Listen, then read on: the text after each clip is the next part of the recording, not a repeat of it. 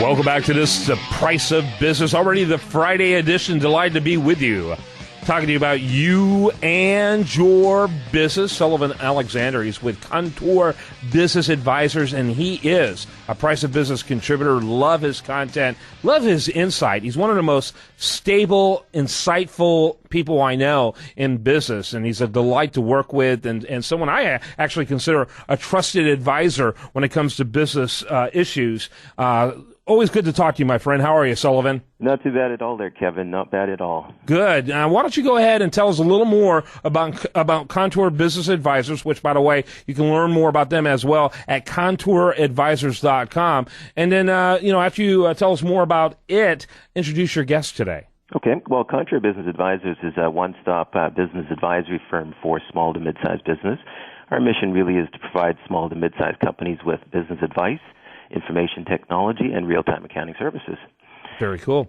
Now, in terms of our guest for today, I'm delighted to have Gary Conley, the president of TechSolve, Inc. TechSolve is a Cincinnati-based consulting firm. So welcome to the show, Gary. Happy to be here. Yeah, why don't you go ahead and give your elevator speech, and then after that, I'll give mine. No, that's okay. Just give yours real quick there. TechSolve is an innovation and productivity center, which basically means I've got 50 folks who are experts in process improvement, quality, and new product development. And we work with manufacturing companies primarily, but also occasionally with hospitals and even units of government to help them improve the quality of the services that they provide and bring new ones to market. Question, Sullivan? Well, Gary, what kinds of challenges do you see your clients having when they typically come to see you?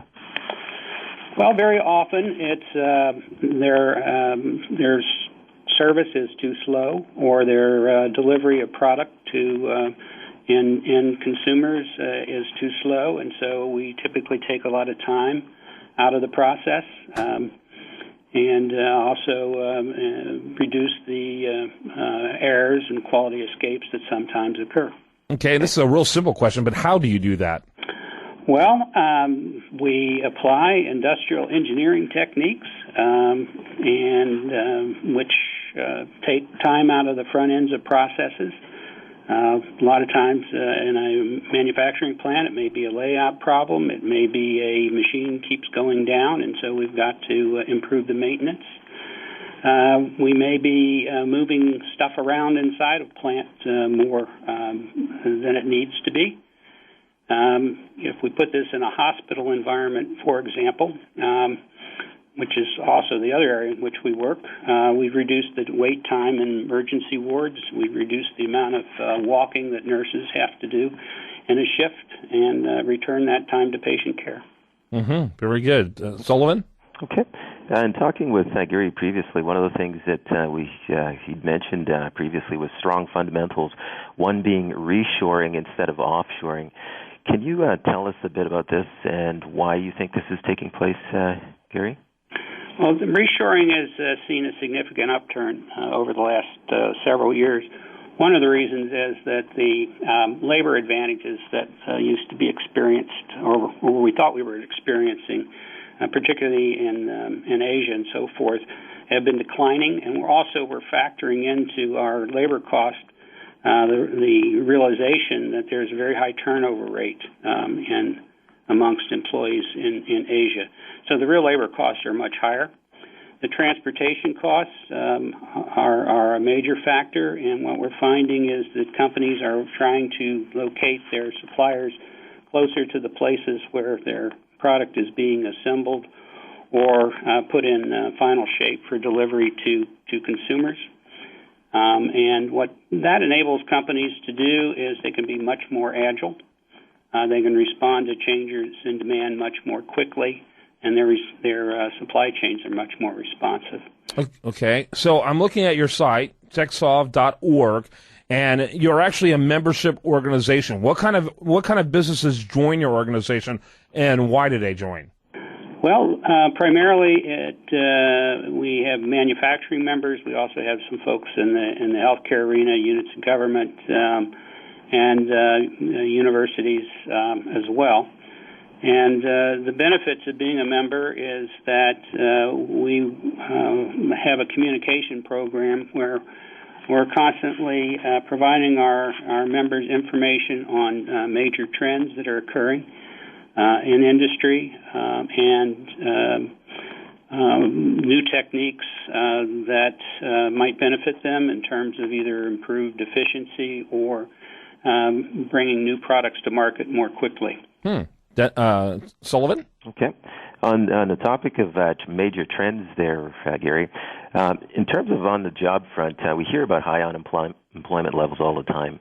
What major trends are you seeing in terms of manufacturing jobs? Well, manufacturing is definitely on an uptick, and particularly, let's say, in aerospace, where there's not nearly enough capacity to produce all the airplanes and aircraft engines that are going to be required over the next 10 years. We're seeing auto return to the pre-recession levels. And then in many parts of the country, there's an oil and gas boom, sometimes related to shale gas product that's now much easier to extract than in the past. So we add all those things up. Manufacturing fundamentals are really strong. And we do see manufacturers, they're a bit worried about what's happening in Washington with the deficits and the tax changes and the changes in health care.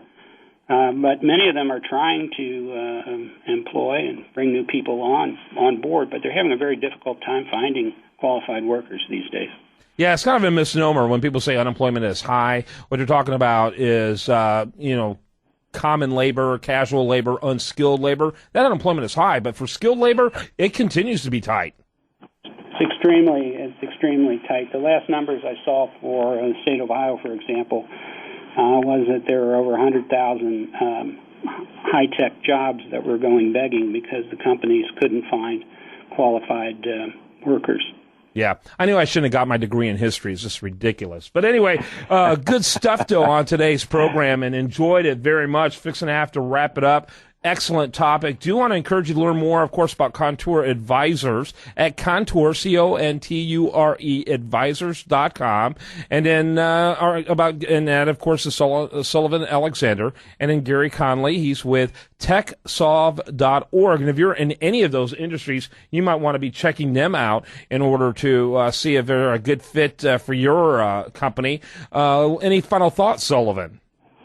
Well, I guess in terms of final thoughts, basically at the end of the day, if you don't have the expertise, there's lots of expertise out there, and companies like TechSolve or Contra Advisors are great places to start looking.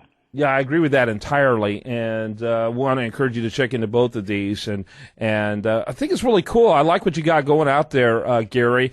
Obviously, businesses in this country need that kind of support. There's a real sense of alienation among business owners in a lot of the industries that you listed there. Government alienation and problems that relate to that. So support from groups like yours is important. The small businessman out there or woman is very often a lone ranger, and they could use some support from folks like ourselves and from the community at large. Well, I appreciate you bringing this interview to us, Sullivan. Okay. And when we come back, we're going to have much more for you. I do want to remind you the best content here, including this interview, can be found over there at usdailyreview.com. While there, like it on Facebook, follow it on Twitter. And you're listening to The Price of Business.